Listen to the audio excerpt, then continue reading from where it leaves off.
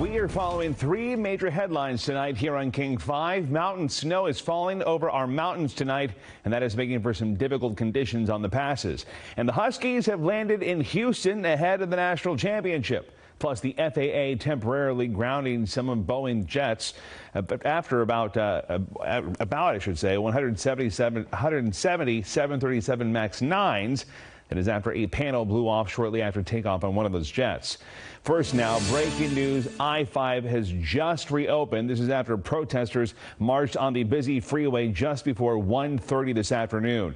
It is still causing massive backups tonight. At one point, about 6 miles long of a backup as it was closed between I-90 and Mercer Street. This is a live look at the traffic conditions right now. The red and yellow indicate backups, and still there's a lot of traffic on our roads throughout Seattle. King 5's Julie Calhoun is monitoring the traffic conditions up to the minute now. Let's go to her live now over I-5. Julie. Hey, Steve. Yeah, so traffic is finally flowing freely here on I-5 in the northbound lanes after it was blocked for about 5 hours due to protests calling for a ceasefire in Gaza. Washington State Patrol says a group of protesters walked onto I-5 northbound from Olive Way just after 1 this afternoon. That caused I-5 northbound from Mercer Street to I-90 to be shut down, which caused major traffic backup and issues. And Steve, like you mentioned on the top, some of those still continuing. At one point, there was a 6-mile backup. Washington State Patrol with Seattle Police gave 2 dispersal orders. Then shortly after 4:30 this afternoon, protesters left the highway but abandoned 12 vehicles still blocking all of those lanes on I-5. Washington State Patrol had to tow and impound all of those vehicles, that taking probably about an hour and a half. Troopers say there were no reported injuries. Now, for those car owners who left their cars there on the highway, they will be responsible for the cost of impounding. And troopers say they don't know just yet if charges could be filed. Of course, we'll continue to keep you updated on this developing story. For now, live in Seattle, Julie Calhoun, King 5 News. To our top story now, the temporary grounding of Boeing's 737 MAX 9 jets after this happened. Terrifying moments in the sky as a panel on the side of an Alaska Airlines flight blew off while the plane was in the air. And tonight, we're hearing from passengers. Typical flight, took off. Pilot came on, said, "Oh, we're crossing 10,000 feet. Keep your seatbelts on for a while yet." And shortly after that, you heard a big loud bang. We just heard like a loud bang or like a boom, and I look up and the air masks are like out, popped down, and I look to my left and there's just this huge like gaping hole. In the moment, a lot of tears. I just didn't know what was going on, but the thing I will say is I feel that a lot of people around me were a lot calmer than I would have thought for a situation like this. The plane had left Portland, was heading to Ontario, California at the time, but it had to make an emergency landing back in Portland. And we have audio from the cockpit tonight as the plane started to make its landing at PDX. Here's the call to air traffic control. We just declared emergency. We needed to come down to 10,000. We have team coverage for you tonight. King 5's Connor Board is tracking travel impacts with today's grounding. But let's start with aviation expert Kristen Goodwillie. About 170 planes are impacted by this temporary grounding. And while the FAA mandated this today, Alaska Airlines voluntarily grounded their MAX 9s before any directive. I spoke with an aviation analyst about what exactly happened and why it's so unprecedented. Yes, we are emergency. We are depressurized. The video from an Alaska Airlines flight going from Portland to Ontario, California is shocking. I woke up to the plane just falling, and I knew it was not just normal turbulence because the masks came down, and that's when the panic definitely started to set in. It shows where a door plug flew off a Boeing 737 MAX 9 jet while in flight, causing the rapid decompression of the plane. No passenger was seriously injured. This is a terrifying situation when it happens and you're in an airplane like that, especially if you happen to be close to that sudden hole in the wall, so to speak.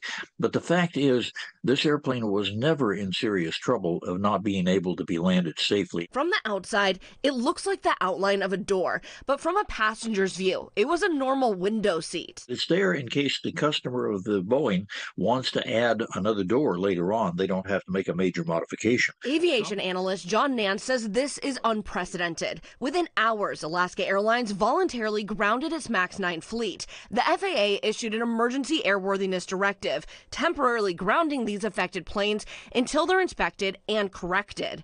The FAA is saying what happened is likely to exist or develop in other planes.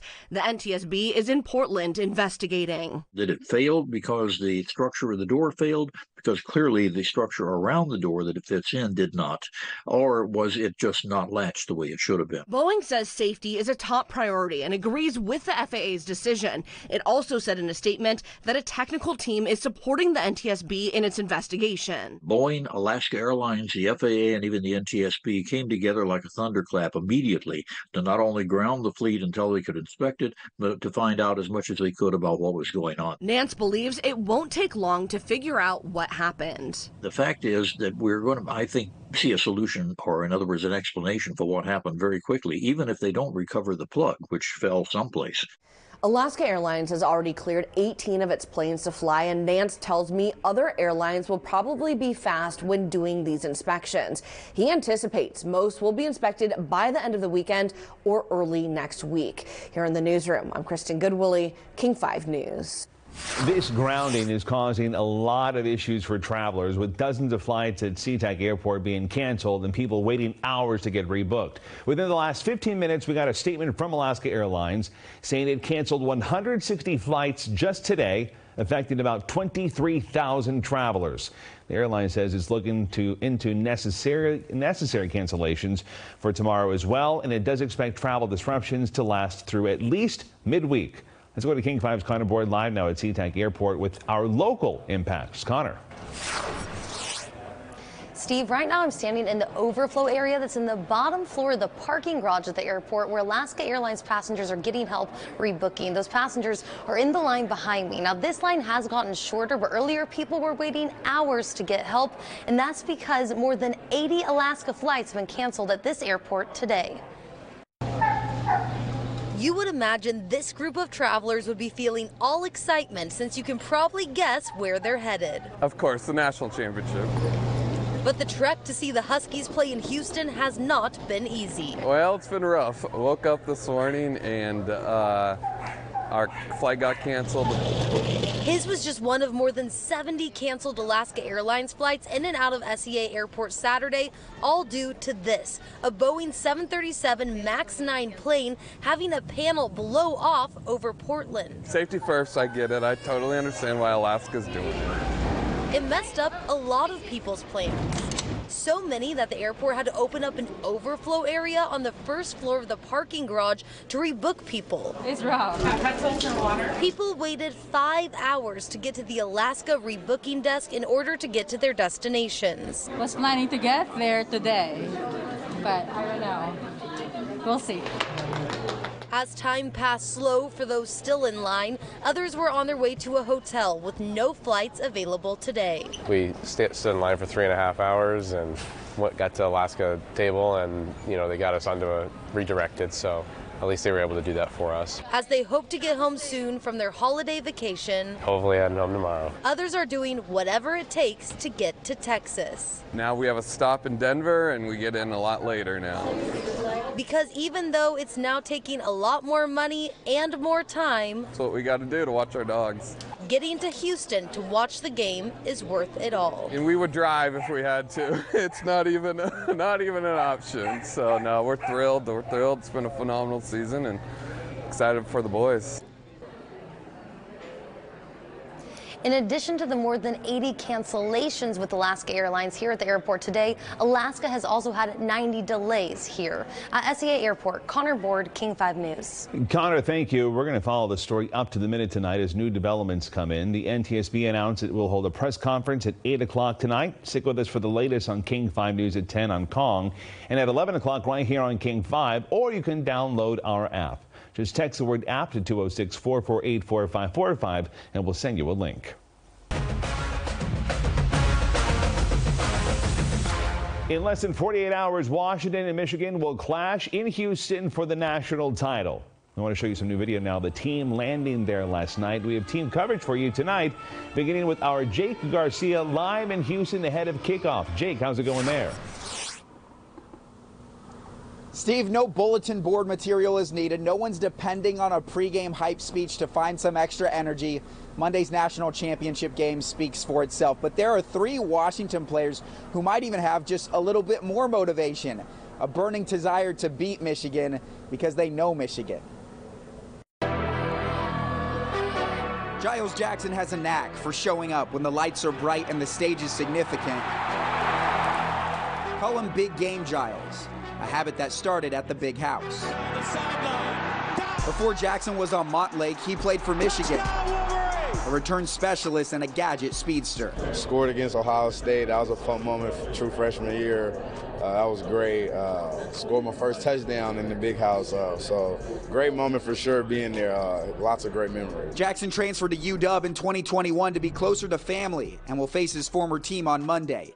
Meanwhile, getting away from family was a situation for Armon and Javon Parker. It's crazy because a lot of family was rooting for Michigan. In a sense, they'll face their former team too. The team that was half an hour down the road from where they grew up in Detroit. Now they switched over and root for us now because they like, congratulations, we rooting for y'all, go beat Michigan and stuff like that. So it's been a whole full circle moment. Javon and Armon have been in lockstep since the beginning.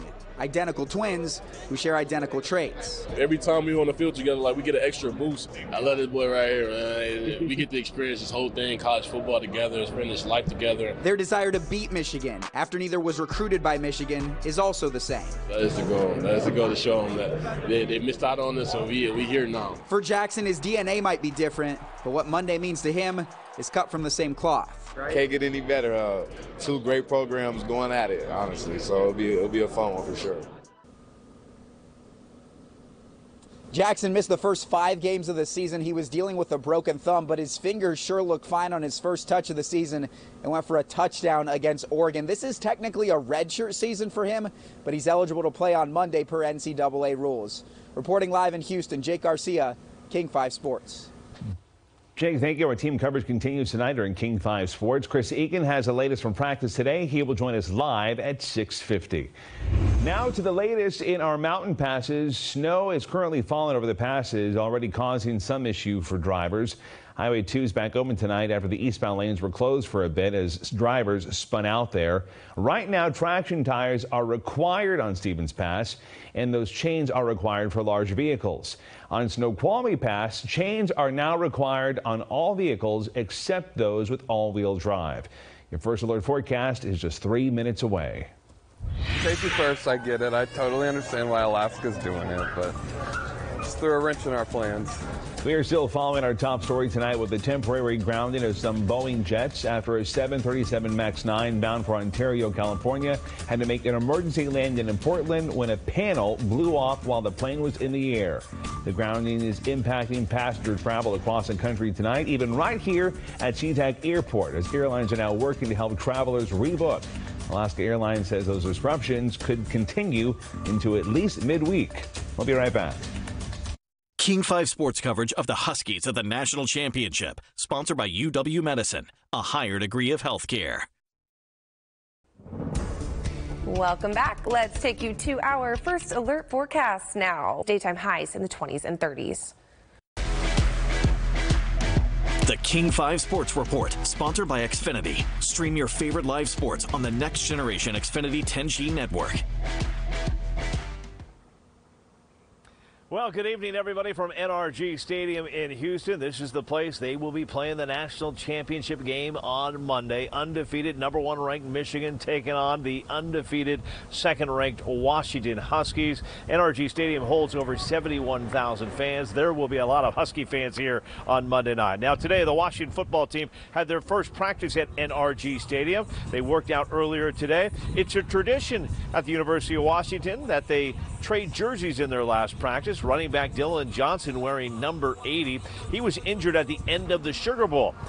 He was on the practice field today. He says he has injuries to his right foot and left knee. He told me he won't be 100% by game time, but he fully expects to play on Monday. Oh, man, it's been pretty tough, but, just having my teammates support, my coach's support, making sure that I'm on top of my treatment, it's been great, though. It's been great. And you're feeling, how are you feeling right now for everybody?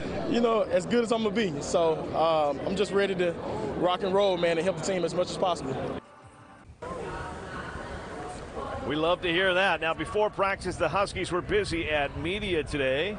The players and coaches spent this hour this morning talking to the media, taking pictures, and hanging out with the fans. Fun stuff. It is a business trip. The Huskies know Michigan is very good, and they need to be prepared. But they are also enjoying this magical ride.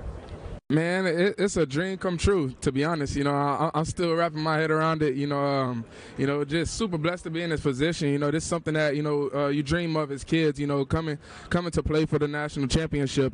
For us to be here right now, all the hard work and dedication that it took to get here, it definitely showing that it's paid off, but obviously we got to make it happen. People doubt us and say we're not physical and not tough, but we prove them wrong every week. But Michigan's a great team. They're a tough team. They're a physical secondary that comes down in the run game and is able to defend the pass as well. So definitely going to be a challenge for us. In the ball screen. College basketball now. The Huskies taking on Oregon State, down 5 midway through the first half. UW uses a 16-0 run to take the lead for good. Xavier Wheeler with the bucket. Now, right before the half, the Beavers get a little lucky. They tip in the air ball. The Huskies still lead this game by 5 at the break. Second half we go, and Wheeler keeps it coming. He scores 16. Keon Brooks had 26. Huskies win it 79-72. Seattle U also in action today, taking on Cal Baptist. Down 15 in the second half. Cam Tyson sparks a comeback. Redhawks go on a 13-1 run. Crazy finish to this game. 3 seconds to go. Tyson's shot for the win is off the mark, but Alex Schumacher is right there for the putback. He just beats the buzzer. Seattle U wins the thriller 48-46. That is sports live from Houston. We'll be right back. The King 5 Sports Report, sponsored by Xfinity. Stream your favorite live sports on the next generation Xfinity 10G network. We're still following breaking news on I-5. Lanes reopened at the top of this newscast after a protest shut down the northbound lanes in Seattle between I-90 and Mercer Street. Protesters marched on the busy freeway just before 1:30 p.m. and then started to clear off around 4:30. The problem was some of the vehicles were left behind and they had to be towed off for those lanes to reopen. This is a live look at the traffic conditions right now. A big change from what we saw earlier here on King 5 News at 5. King 5's Julie Calhoun is tracking the conditions up to the minute right now. She will bring us the very latest on King 5 News at 10 on Kong and also at 11 o'clock right here on King 5. We'll be right back. That's it for us now. More news at 10 o'clock on Kong and 11 o'clock right here on King 5.